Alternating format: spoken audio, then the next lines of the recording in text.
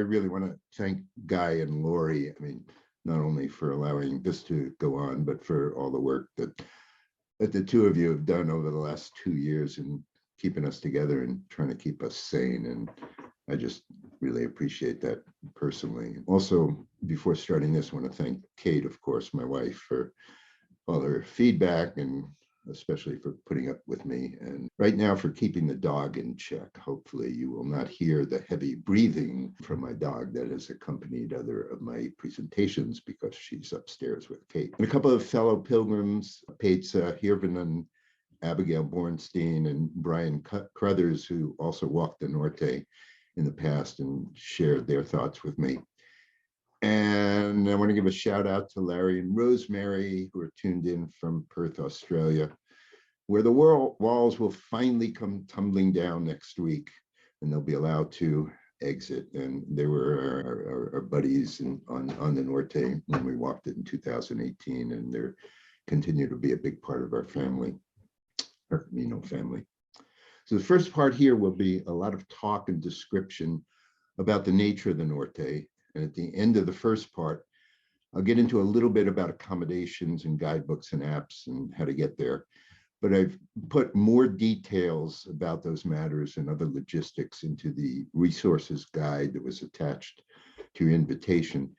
So check that out for the real nitty-gritty, because I won't go into a lot of detail on that.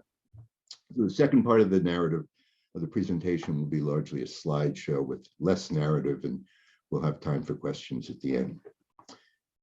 So I listened to an interview with John Brearley last week where he was asked why he never wrote a guidebook about the Norte. And he responded that the Norte is difficult to describe because there are so many alternatives, and he didn't feel like he had the time to do justice to it all. And while I can't obviously compare myself to Brearley, whom I admire tremendously, I felt a similar difficulty because your experience of the Norte, I think way more than on any of the other Caminos we've walked, really depends on the choices you make, which route to follow on any given day, and even where and in what kind of place you're going to stay at the end of the day. I'll get into this aspect a lot more later, but bear in mind that the Norte is unique in this aspect. And of course, also bear in mind that the choices we made may not be the ones you make. Let's start with the basic facts. First of all, what is the Camino del Norte? Here it is, you can see it on the map. It's a route that runs a bit over 800 kilometers, just a shade longer than the Francés, from the extreme southwest corner of France. I think you can see my cursor, along the northern coast of Spain, and then cutting down in the very latter part down to Santiago. But even looking at this bigger picture, as you can see, you're faced with choices on how you ultimately wind up in Santiago. Do I stick with the Norte all the way, as I just described it, or do I cut off here on the Primitivo and go down to Santiago? And there's even a relatively new way, the so-called Ruta del Mar, which goes along here and hooks into the Inglés and goes down to Santiago. So for today, I'm going to stick with the Norte all the way, because that's the choice we made. But I will talk a bit later about the difference between the latter part of the Norte and the Primitivo, which we walk separately. So historically, the Norte was also the first Spanish Camino to connect to the rest of Europe. And that is so because in the 9th century, when the Bishop of Oviedo, there's Oviedo, made that initial pilgrimage to Santiago, Spain was controlled more by its Moorish neighbors to the south in Africa than by those Christian upstarts in the north. And only the northern coast was safely, I put that in big quotes, in the hands of those Christians. And it wasn't until the 11th century that the growing Christian hegemony, I really wanted to use that word for a long time, pushed the Moors further south, allowing the Camino Francés, which we see here as a dotted line, to become the dominant Camino linking France and Northern Europe to Santiago. So at this point, let's just switch back to some maybe less controversial talk about the geography of the Norte, which I divide into three not very equal parts. The first part is the Basque Country. You see it here. It runs from the border at Irun till Bilbao. It's approximately 150 kilometers. You pass through San Sebastian on day 1 or 2, then on to Bilbao roughly a week later. So if there's a stretch of any Spanish Camino that can rival the Primitivo in sheer beauty, for us, this was it. The landscape is constantly changing. We have glimpses of the coast, but most of the walking is on the lush hills that you see a few miles inland. And like the Primitivo, it's really difficult. Lots of ups and downs. So if you want to avoid the hard part, you can, of course, skip the Basque Country and start in Bilbao. But you'll be missing a lot, including San Sebastian, which in addition to being a gorgeous city, has more Michelin-starred restaurants than any other city in the world of its size, if that's your thing, of course.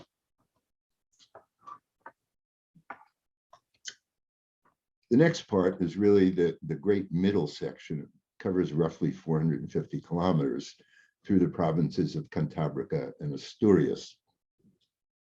It's where the Norte is most in touch with the coast, and you can see along it that it pretty much hugs the coast all the way across to Ribadeo. And that coast is spectacular. It's not like the Portuguese coast, which I was less enamored with, but it really, can remind you of, frankly, the California coast, Big Sur, Point Reyes. Overall, at least, the walking will be less hilly than in the Basque Country, so it'll be a bit of a relief on your knees. Principal stopping places, this is one of them, Luwaka, are beach towns. And if you go in midsummer, you'll be sharing them with the hordes of tourists who flock to Spain's beaches, for good and for bad. Finally, this part 3, roughly the last 200 kilometers through the province of Alicia, where the Camino heads inland from the coast. It was actually my favorite part. And it's a part you won't do if you cut off on the Primitivo or stay on the coast to link up with the Inglés. It's quite remote, very serene, with small towns that we found to be less touristy than the coastal towns of Cantabrica and Asturias, or the pilgrim-centric towns of the Francés. I want to pass over to the big issue I alluded to before, and that's the issue of choices. Dig deeper, put your stamp on it. What do I mean by this? Well, one of the great advantages of the Francés or the Portuguese, or pretty much the rest of the Spanish Caminos, is you don't really have to think. You just get up in the morning and you follow the yellow arrows in the crowds down the road. At bottom, you can just wing it, take what's coming to you. And when there are choices to be made, they won't generally affect your overall experience of the Camino. The Norte, we found, really cries out for you to dig deeper and put your own stamp on it.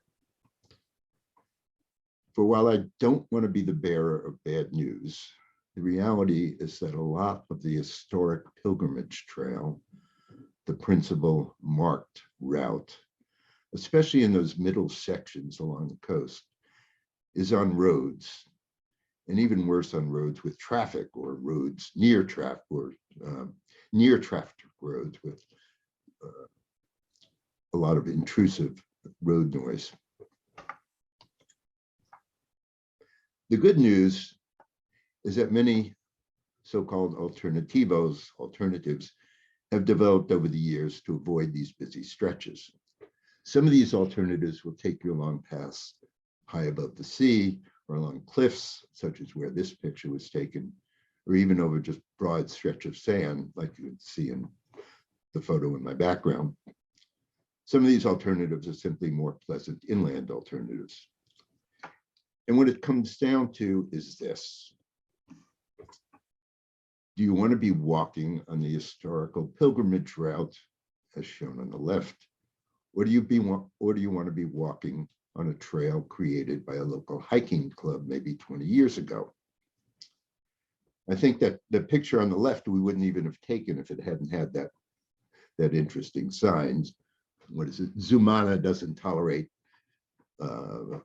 macho violence in essence, but that's really the only picture we took of the road, because usually wasn't too interesting. To me, the choice between the two is generally pretty easy. We opted for scenery, at least when it wasn't pouring rain, even if it might have meant foregoing some connection to the historic pilgrimage trail.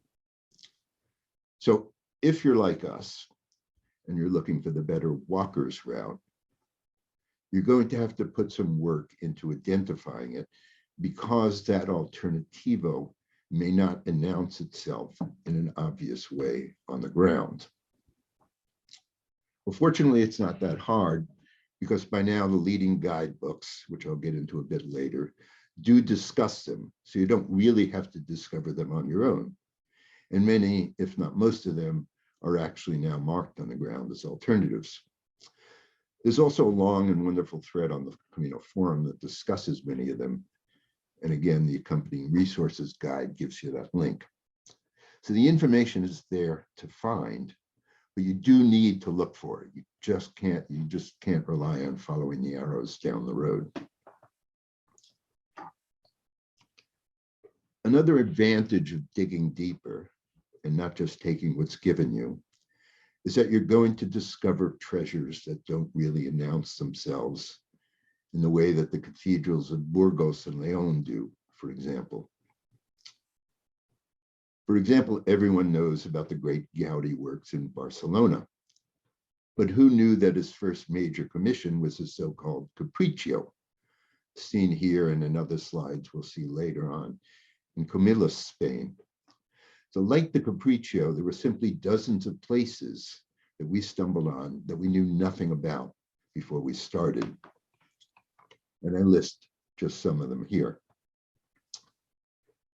The Peace Museum in Guernica. We didn't get to it, unfortunately, because it was closed on Monday when we passed through Guernica.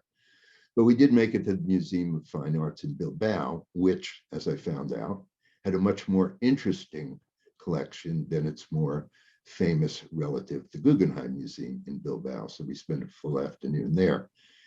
There's the Altamira Caves, the home of cave art done 35,000 years ago, which is right outside the town of Santiago del Mar. And there's also this place you see on the left called the Museo de los Indianos, which tells the fascinating story of the Spaniards in the 19th and early 20th centuries, who emigrated to the New World, made their fortunes, sometimes in less than admirable ways, then returned to Spain, where, perhaps to atone for their sins, they established schools and charities, and so bought their way to respectability, if not to heaven. Shades of Andrew Carnegie and Bill Gates.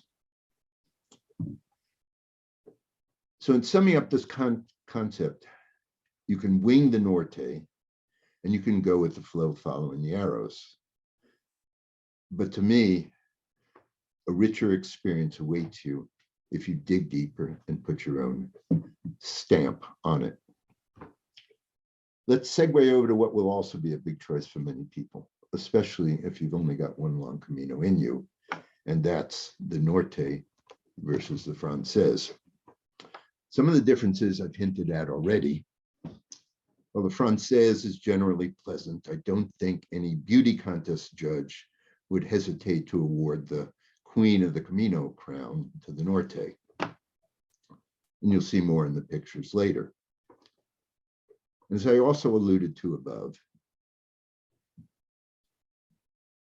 the Norte presents bigger challenges. There's simply no sustained stretch on the Francés that can rival those first 150 kilometers between the French border and Bilbao. And you don't get any respite on the Norte like you do in part on the Meseta, which is largely flat for 200 kilometers or more. As I also alluded to above, it's more of a walker's route. Well, we found it more of a walker's route than a devout pilgrim's route. Of course, you can make any walk a religious pilgrimage. It's just that on the Norte, you're going to have to dig a little deeper to find the outward manifestations of a pilgrim's trail that's so obvious most of the time, or much of the time when you're walking on the Francés.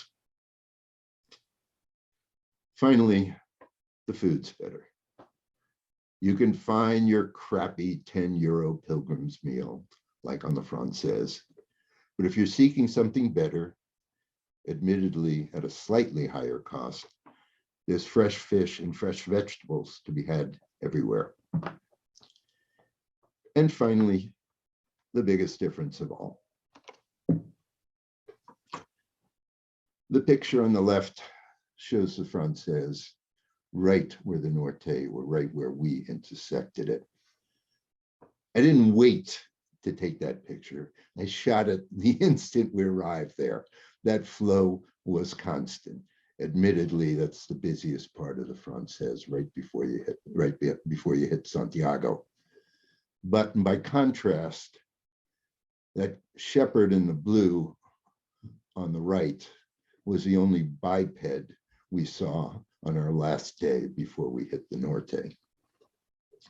In 2019, the Pilgrims Office awarded 190,000 Compostelas to those walking the Francés, 19,000 to those walking the Norte. That's a tenfold difference. Again, it depends what you're looking for. Obviously, the Norte lends itself more to solitary walking, but we didn't find it unsocial. There will be plenty of people to keep you company. They just won't be pressing on you. And sometimes, as we found, you make closer friendships in circumstances like that than when you're part of a crowd. Like Larry and Rosemary out there in Perth, Australia. I also want to touch on a Norte versus Primitivo choice, because a little bit beyond halfway to Santiago, just past the town of Villavicosa, you're going to come to this sign. If you turn left, you're going to Oviedo and down the Primitivo. If you stay straight, you're going to Gijón and staying on the Norte. Actually, you can make a third choice, as we did, which is turn left and go down to Oviedo along here, and then go back to the Norte to Aviles. And we wanted to do that. We did do that because we loved Oviedo so much when we were on the Primitivo. And also we had heard that the stretch between Villavicosa and Gijón is pretty grim. So we wanted to avoid that.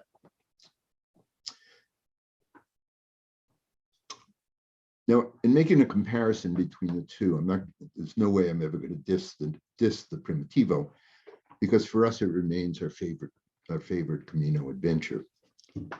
But there are lots of good reasons to stay on the Norte. Here's some of them. It's more solitary.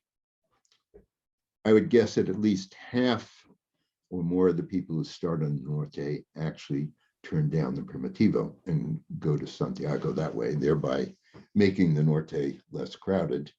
And of course, adding to the crowds that are going to start walking the Primitivo in Oviedo. The Norte is also going to be easier. I love the Primitivo's challenges, but remember, the first week or so on the Norte will be just as hard. And the question you'll have to put to yourself is, do I really want to do this all over again?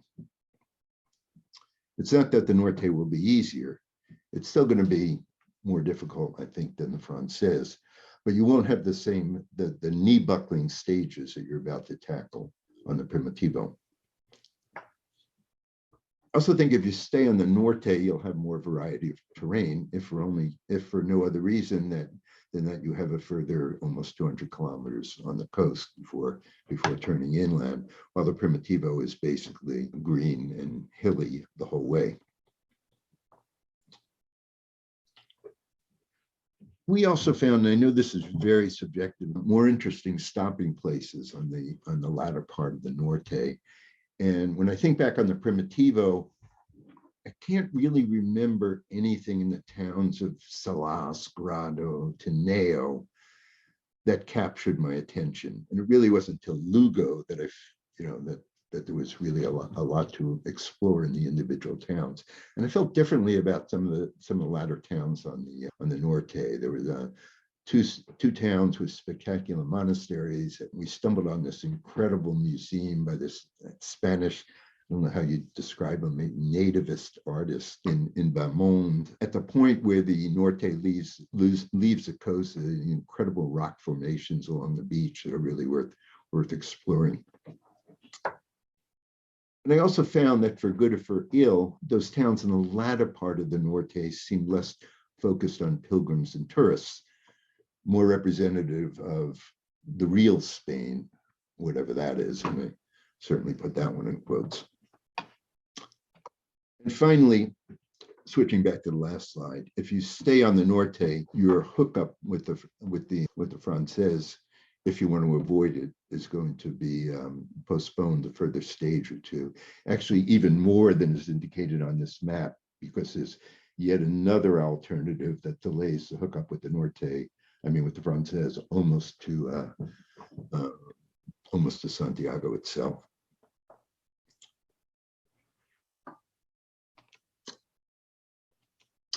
A little bit on accommodations and relatedly the food. Overall, there's no shortage of albergues, just like on the Francés. The big difference, though, is that you won't find albergues every 5 or 10 kilometers. So if you want to stick strictly with albergues, you sometimes will have to make your stages fit what's available. For example, if you like to walk 20-kilometer stages, you can stay on the Francés. It's rare that you'd have to walk less than 18 or more than 22. And on the Norte, there are a couple of times when you may have to walk as much as 30 or maybe as little as 15, because there just aren't going to be that many choices. The good news, though, is that there's a plethora of other accommodations, especially in the principal resort towns in the long middle section. And if you avoid July and August, these places will have a lot of vacancies and also be heavily discounted, to the point where sometimes it's even cheaper to stay in a pension, especially if you're a couple, than to have 2 beds in an albergue. The one thing I found, though, that I just started thinking about later, is that if you stay in these other accommodations, which we did a lot, especially along the North Coast, you may feel a bit more isolated from your fellow pilgrims. So on the Francés, where most of the towns are dominated by pilgrims, I rarely felt isolated if I stayed in a pension, because there was typically an albergue down the block or next door, and everybody met up for dinner at the same 1 or 2 places anyway. So in one of those beach resort towns, especially along the North Coast, once you check into your accommodations, you may not see another pilgrim. And if you're seeking to make this more of a religious pilgrim, which was not our thrust, but if that's what you're seeking, I'm guessing that if you stick with the albergues, you're going to find more fellow believers, as it were, than if you go into these other kind of lodgings that we stayed in often. So again, it's another situation where the choice you make could really affect your overall experience of the Camino.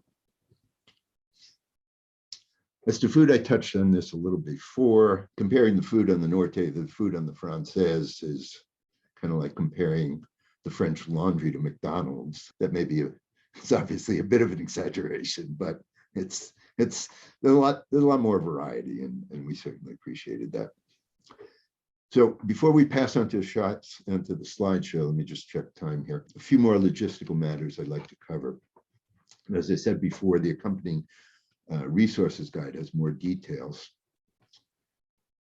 So guidebooks and apps. Whitson is really good on discussing the alternatives and not just, where they are, but kind of in the way Brearley does, describing why one alternative may be better or what it consists of, so you can make an informed choice yourself. I really appreciated that in Whitson. The Wise Pilgrim guidebook is, I think, better on like the nitty-gritty details of the trail, and it also includes the alternatives, and maybe better on the nitty-gritty accommodations, etc. And Grans, of course, which is the Bible, the Camino, is great. I really appreciate it because it gives you some input on accommodations and has reviews and stuff like that. So I use Grans a lot. All three of these are available in electronic form as well, and Whitson and Wise Pilgrim also in hardback. So take your choice or take both of them. GPS tracks. Now, I know many of you are absolute purists on this, and I was too before walking the Norte. My attitude was, I'm not going to spend my Camino looking down at my phone, and I'm not going to try and talk you out. All I'll say is that with GPS, which I used for the first time in the Norte, it was a hell of a lot easier to find those alternatives, which we so much appreciated, and which for us helped make the Norte a great experience, because otherwise you can really be stumbling around. Lots of them are marked, as I said, but sometimes finding them, it's not all that obvious. Okay, when to go? July and August, swarming with beachgoers. The temperature is more moderate than on the Francés, so you can go early, you can go late. You'll get rain obviously concentrated in the winter, the non-summer months. July and August are much more moderate than you'd find on the Francés, but the north coast of Spain is really an enormous tourist attraction. So it is swarming with beachgoers, and they're going to compete with you for accommodations, including even spilling over into the albergues. So if you can avoid July and August, I would try and do that. Kate heard her back, and for about 3 days into it, and it was our only Camino adventure where we then had to ship or pack. So we used Correos, which is a branch of the post office, and they were terrific. You can use them either day by day, or you can arrange for multiple days, and they also speak English. So if you need baggage transport, it exists. It's cheap. It's easy to arrange. I just want to touch on the starting point. This is a screen share from Windy Maps, which is my favorite maps app. I was a little confused myself on the starting point. And in the Norte, there really is no recognized starting point in the same way that Saint-Jean is the starting point on the Francés. The starting point is really just the border with France, and Irun just happens to be the first town on the Spanish side. But there's really nothing there of excitement. It's kind of ugly. Of the more than 5,000 pictures we took, we didn't take a single one of Irun. There's not the same kind of buzz of excitement as there is in Saint-Jean. So if you come via Paris, which I would highly recommend, you take the train down to Hendaye, and you can see where you get off is the Gare, G-A-R-E, is station in France.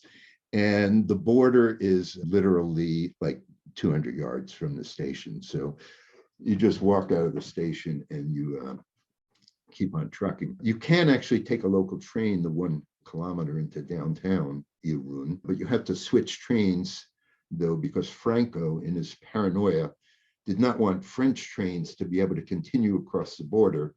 And so he dictated a different gauge for Spanish trains, which I kind of found like a fascinating tidbit about international relations. So if you arrive late in the day, you can, of course, spend the night in Irun, where there's plenty of accommodation. Hondarribia is also a very good starting point with a lot of accommodation. And we didn't get into it, but it's supposed to be a lot cuter and just a more interesting town than Irun. We actually kept walking, and we climbed up about 4 or 5 kilometers, cut off some of what's a fairly strenuous first day walk to San Sebastian, and we stayed at a Casa Rural about the Blue Lines of Camino here, about 4 kilometers up the trail. Made the next day a bit easier. Okay, and as I said, the easiest thing I think is flying nonstop to Paris and taking a train to Hendaye from Gare Montparnasse in Paris. I'm going to stop there, and we're going to switch over and just go through a bunch of photos. I'll try and stop, like at 8 if we haven't got through them all, and have a minimum amount of narrative here. Are you seeing the Gare de Hendaye? So that's your starting point. You get the train, you walk out the station, you turn right. Note the time, it's 20 to 1. I think we took the 8 o'clock train out of Paris. Got there at 12:30 and started walking. So it's 20 to 1. And here's the bridge. The time stamp on this picture, which you can't see, is 12:45. So it was literally a 5-minute walk to the bridge over into Spain. That is one of many companions we had along the trail. That's where we stayed at the first night at Casa Rural on the way about 4 or 5 kilometers out of town. This is a point where you have the first and probably the best known of the alternatives. You're about 5-6 kilometers out of Irun. This alternative is very well marked. If you take the high, there's a big explanatory sign, so you can't go wrong.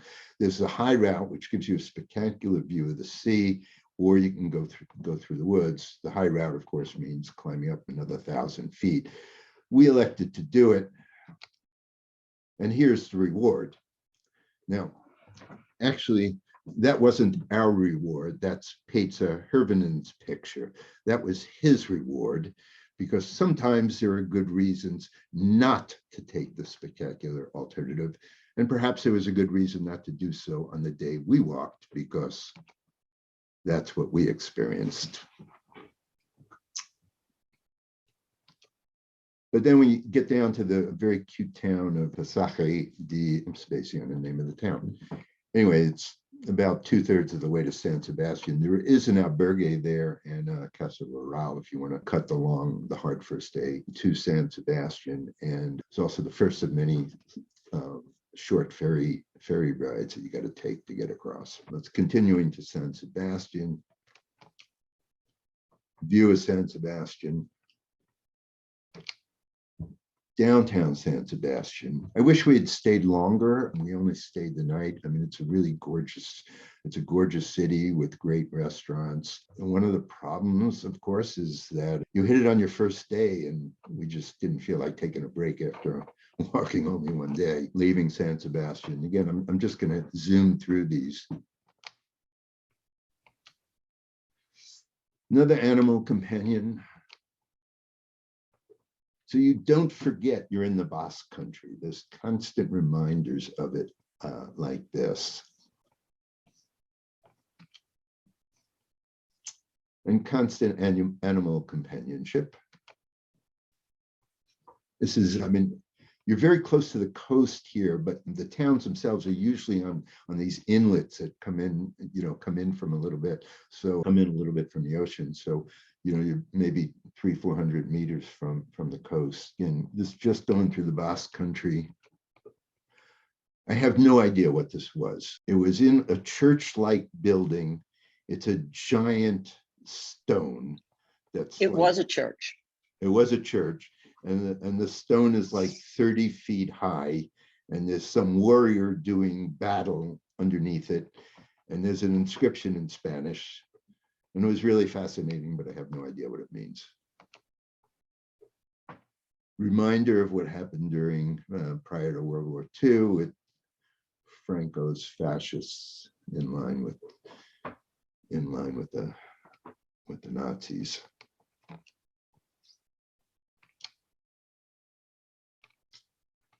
This is constant, and and it's interesting. And the Basque Country is kind of idiosyncratic. It's got its own language, which is completely unintelligible to any of us. Just going through pictures.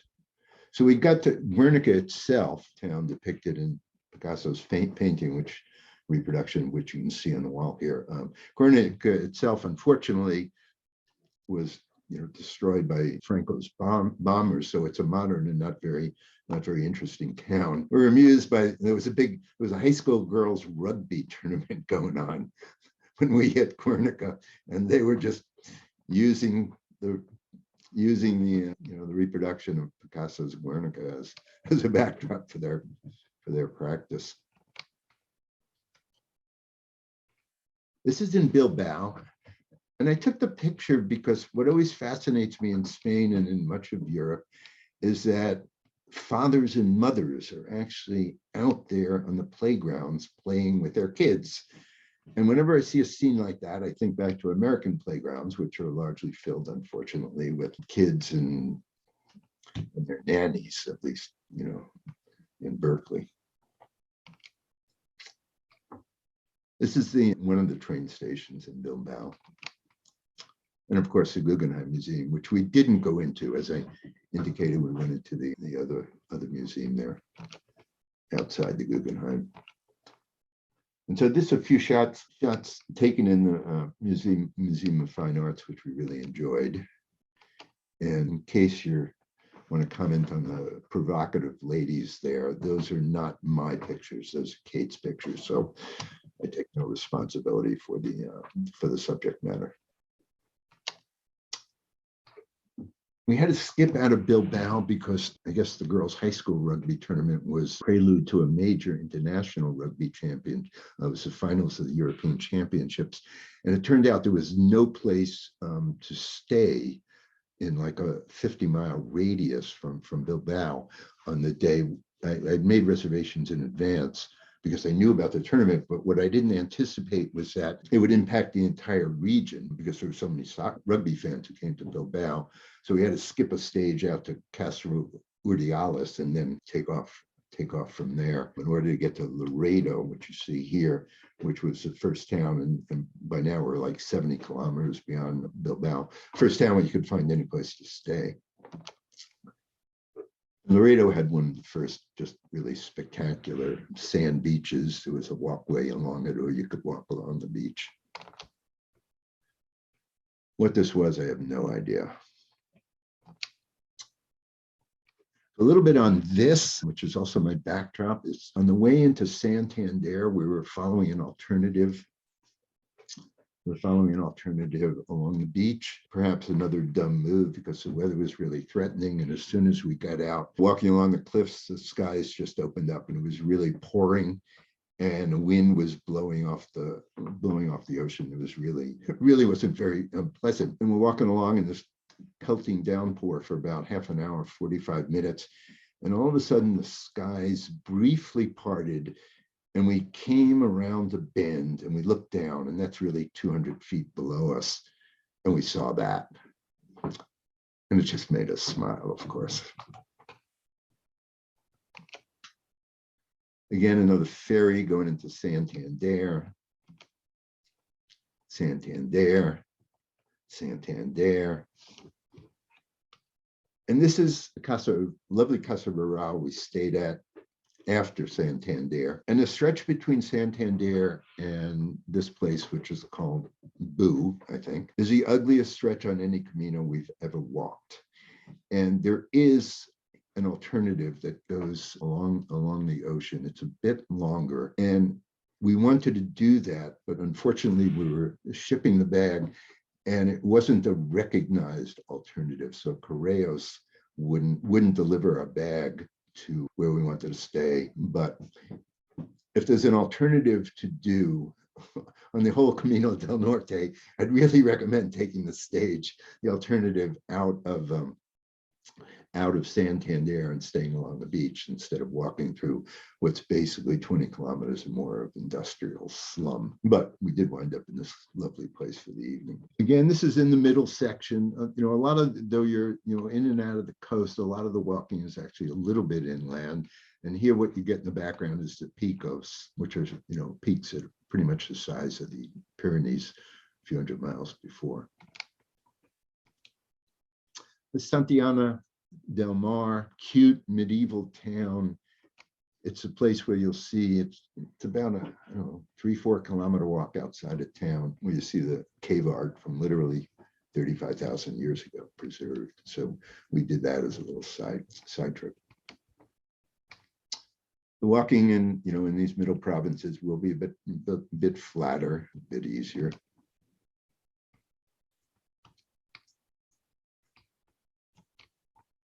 And there's Larry and Rosemary. Larry in the background is the one who looks like Santa Claus, and Rosemary looks obviously a lot better than that. Two other friends that we walked with for a week or more. They all cut off down the Primitivo.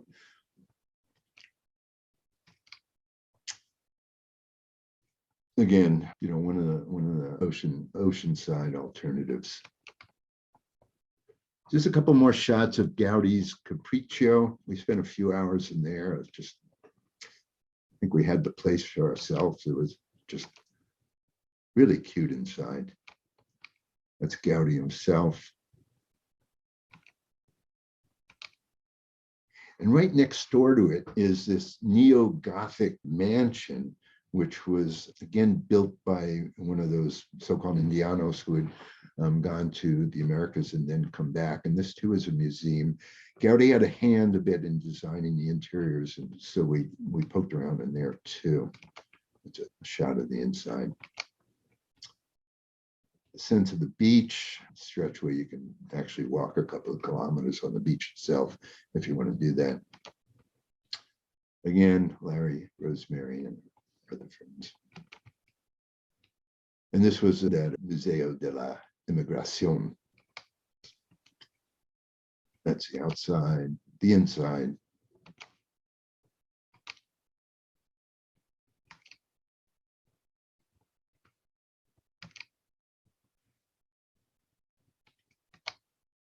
Kate being contemplative.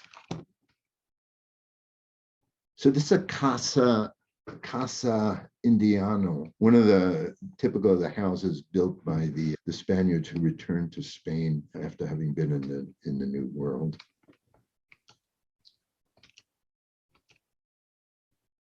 Guy didn't look too friendly. There was a nice horse.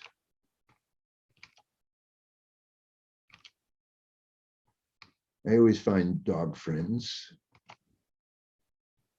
Kate finds angels. Hoodoo, little pilgrim rest stop. So this is in Villa Viçosa. It's a municipal building there, and it's that last town before the junction where the Primitivo splits off. And as I said, we actually went down to Oviedo and took 2 days. So to do that, even though it was only about 25, 28 kilometers, so we have a bit more time to spend in Oviedo. And it's quite a serene, lovely walk going down there. It's a monastery, which we did not climb down to. And we stayed at a Casa Rural that night.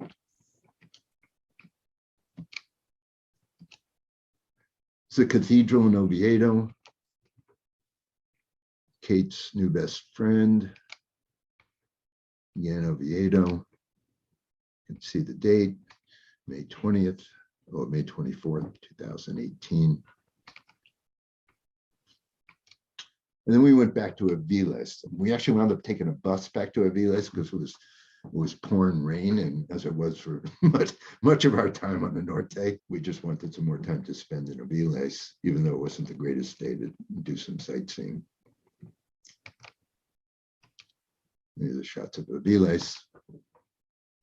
And a little touch of reality, just, so I didn't feel like I was missing home too much, but it's kind of good, frankly, to have those reminders of real life, as it were, even though it's not very sightly like this.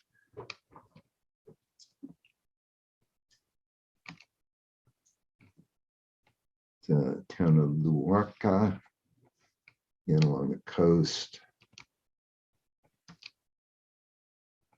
So this is one of the, again, a took this picture. It was just, some pension we stayed at, and it was the end of May, so out of tourist season, and this place was just gorgeous. I think we were the only people there, and as I recall, the two of us paid like a total of 45 euros for the place. So we did, when we did stay in albergues, the going rate was 15 euros or more. So especially if you're a couple, you want a little bit of privacy and comfort. You're not going to spend a lot more staying in a pension than if you stayed in an albergue. Of course, it's whatever you want. I took that picture. I included this picture only because it's a self-made alternativo. We were walking along the Camino, and I noticed that I looked down on my phone, and I noticed that in another kilometer we were going to intersect and then follow a freeway into Ribadeo for like 2 kilometers. And I noticed this little side road going off in apparently the same direction. So I, checked the GPS app, and sure enough, it did. So, I was nothing special about it, but it was a hell of a lot more pleasant than walking along the freeway for 2 kilometers. So just a benefit of maybe looking down at your phone every once in a while.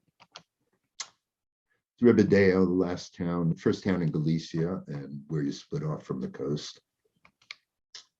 And this is a spectacular rock formations that I alluded to before. It's called the As Catedras. It's right outside of Ribadeo. And we didn't get to see this because the tourist office gave us the timetable from the year before. So what we saw didn't resemble this at all.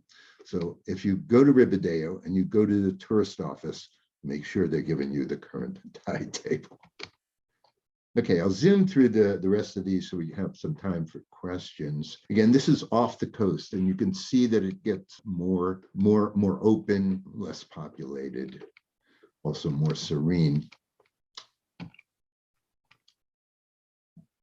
This is Montañedo, the cathedral there, where there was a festival of Feast of Corpus Christi that weekend. So there's all kinds of stuff going on in town. This is creations with beads from the various towns in the area. We stayed in the seminary there, which was just a spectacular experience. And again, we had it to ourselves, except these 2 German guys who were also walking. Breakfast room. After Montañedo, there's an alternative that we really, really loved. It was just a little bit difficult, a bit of a climb, but actually shorter than the main route and just very, very isolated. And it really felt like it was on the best of the Primitivo that day. You can see a few shots of it here. It's the next town we came to. And we stayed in a literal truck stop in Beaumont. That was the 100-kilometer stop. 100-kilometer point from Sarria. We had rooms literally above the truck bay. And this is a town where we saw the museum of this local Spanish artist. And though I didn't realize it, that was Victor Castro himself. I turned to ask Kate, who is this guy? And Kate said, "You idiot, that's the artist." And hopefully he didn't speak English. Then albergue we stayed in, which is kind of shared with the locals with their little bar attached to it. Just want to hit the monastery. It's Sobrado dos Montes, very, very austere Cistercian monastery. Our German friends again. It's the first time we saw a shadow in a couple of weeks. This is the last day before we hit the north, before we hit the Francés. And that's the Francés. Big crowd in Santiago. There's a demonstration going on. And we stayed in San Martin Penario, which is basically a luxury hotel for pilgrims. If you've stayed in there, you know what I mean. If you haven't, try and get a reservation there. Kate's boots 5 minutes before they were buried. And finally, back home with the dog. So I'll stop there and I'll stop sharing, and we can, if people have questions. I'm done. Okay. Wow. Thank you very much, Andy.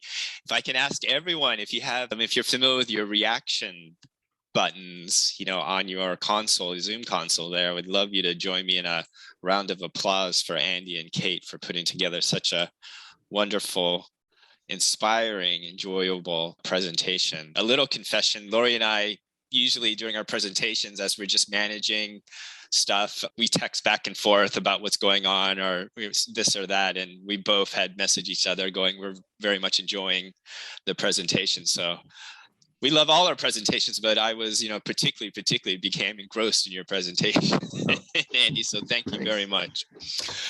Okay, a lot of super information, and we can move on to some questions and answers. Lori and I are going to do some tag teaming, maybe queue up Lori first to maybe go through our chat, and we'll just kind of go through some of our questions there, pose them to Andy. It looks like we'll have enough time to get through them. And after that, we can even just take some audible questions from the audience here. So that's our kind of game plan to rat out, the time we have left, or as much as the questions that we have to hit up Andy now that we have them. So Lori, what do we got going on in chat for Andy? Okay, a few things were answered about the time of year he went was May 2018, and also what guidebooks would be good for the alternative routes. And that was the Whitson guidebook, and that comes in digital format.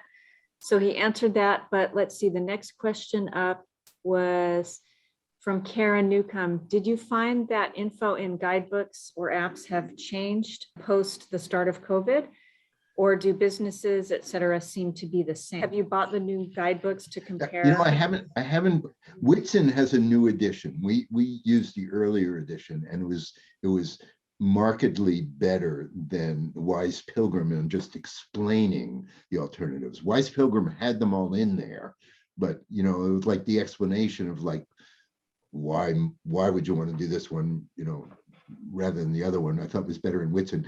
And so I haven't looked at the new Whitson edition, but I listened to him give a podcast, and his whole podcast was about how much he added to the alternatives, his description of the alternatives. So I'm guessing that it's even better than I found it to be. And as I say, it's not, I don't want to overstate the difficulty of finding them. They're there, they're generally marked on the ground, but it's on the Francés, you could just like keep walking, and there's 4, 5, 6 alternatives in the course of walking. I mean, like the first day obviously, and later on you go to Samos or don't go to Samos. But here the alternatives, I mean, it can be 3 trail alternatives in a single day. They generally wind up in the same place, and you just kind of want to be able to know what they are. And so if you have a good guidebook, if you have Whitson or Wise Pilgrim, you just be better off that way,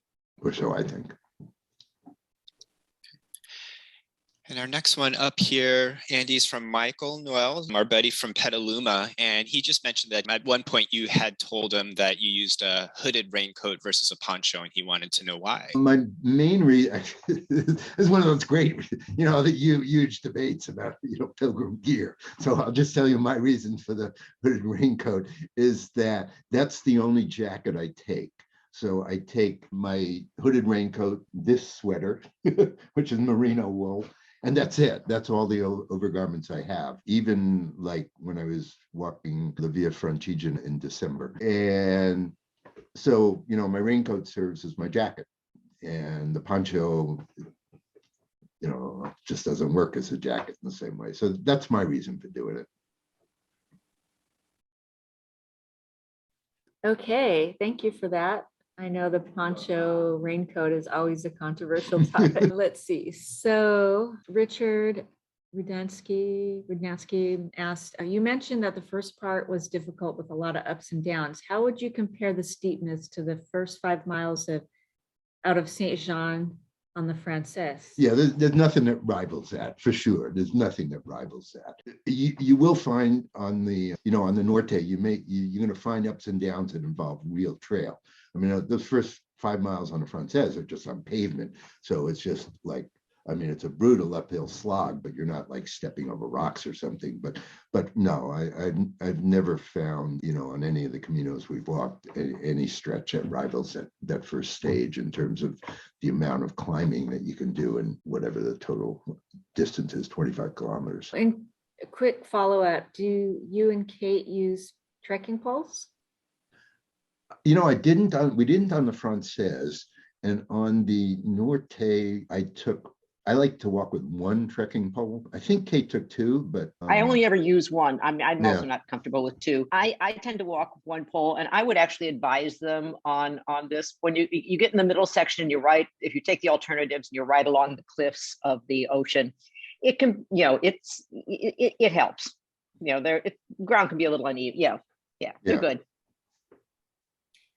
Okay, and one more follow-up question from Richard. Did the albergues have kitchen, and did they serve dinners, or was it most of the dining in restaurants in the town? So most of the time, I think maybe we stayed in albergues like half the time, and when we did, we opted when possible for private rooms. I'm trying to think, and it's been 4 years, so we always ate out, so I didn't pay much attention to whether there was cooking going on. But I don't think cooking was as ubiquitous as it was on the Francés. Okay. But I think there were some, but I don't think it was as ubiquitous as Yeah.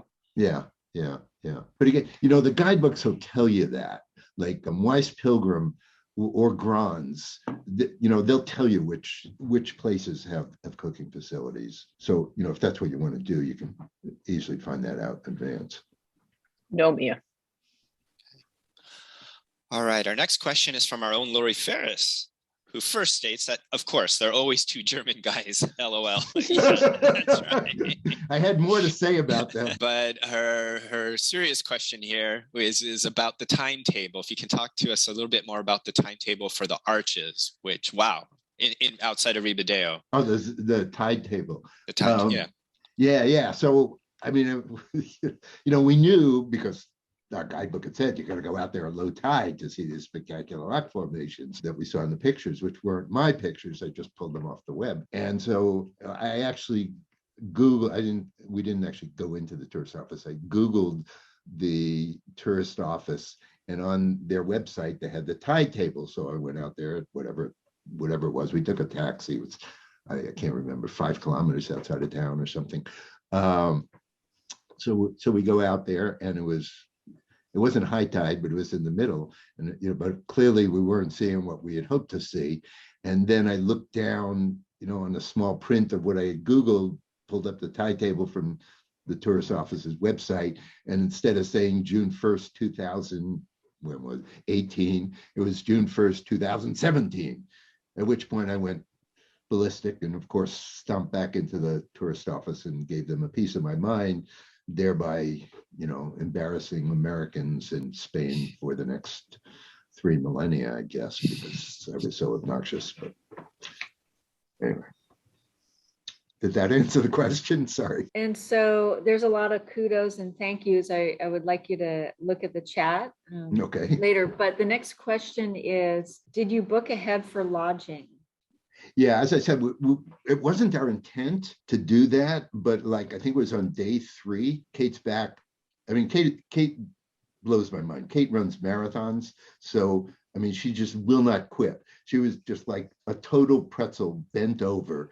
But she said, okay, we're gonna go on, even though she burst us. I don't know what it was, but it was bad. It looked bad, and she was obviously in a lot of pain.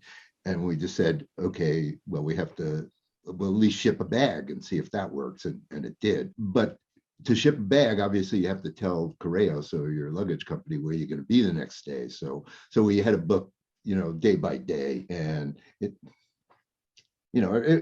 really wasn't a necessity off season like that. You show up at the albergues were never super crowded, and often we were in these pensions where we were the only people there. I mean, maybe nobody would have been there at the desk when we showed up if we hadn't booked, but yeah, it wasn't at that point. It wasn't hard finding accommodations.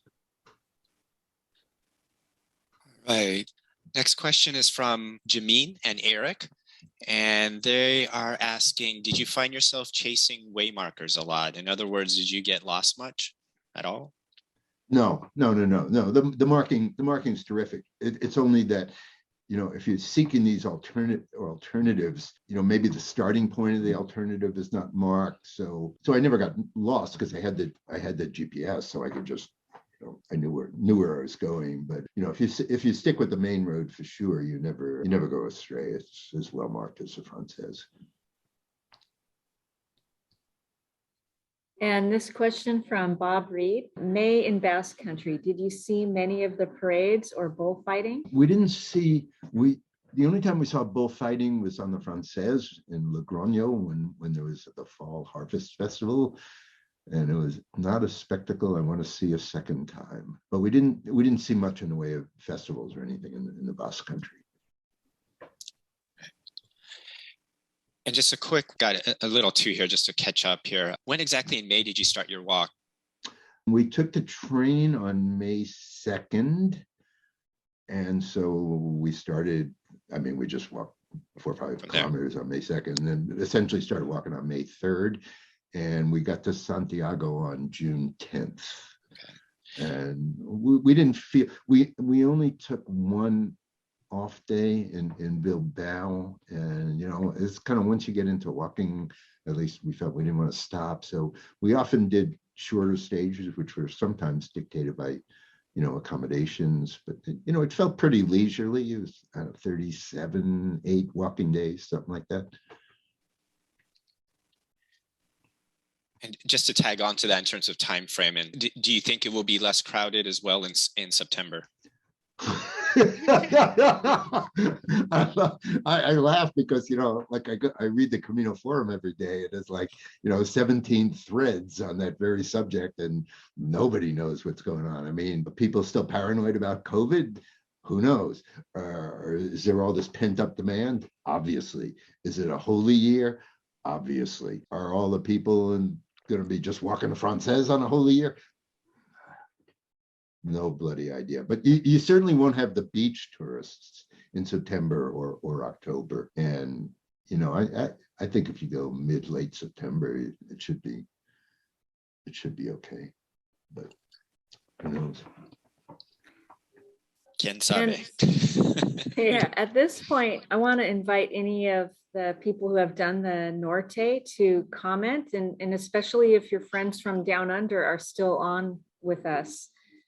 They don't have audio. They'll maybe show up in the chat or something. Yeah, they cut down to on the Primitivo, but of course they had their own experience on the first half.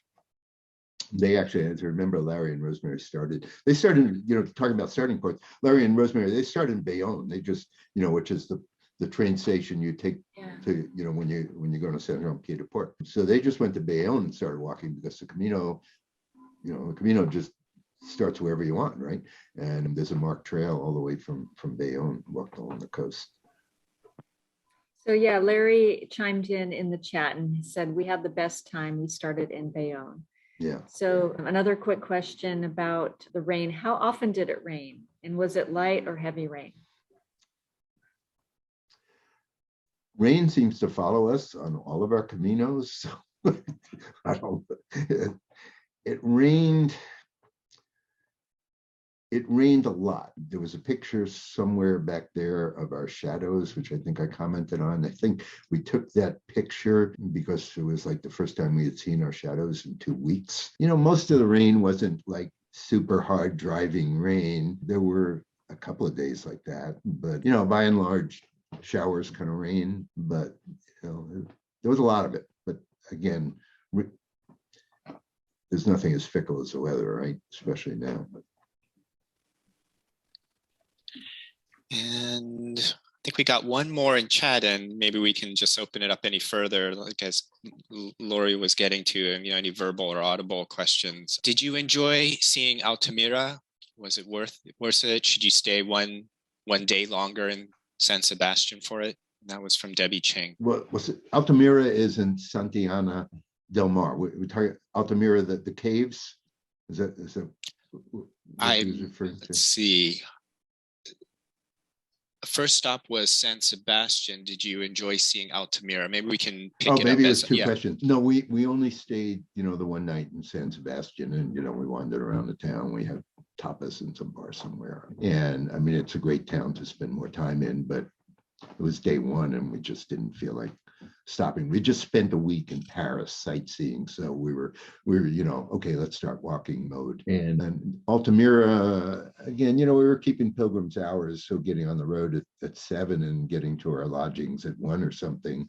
And so, we had, when we got to Altamira, it wasn't a particularly difficult stage. And so we just walked I think it was 4 kilometers, 3-4 kilometers extra out to the caves, and had a couple hours to explore them and walk back to where we were staying.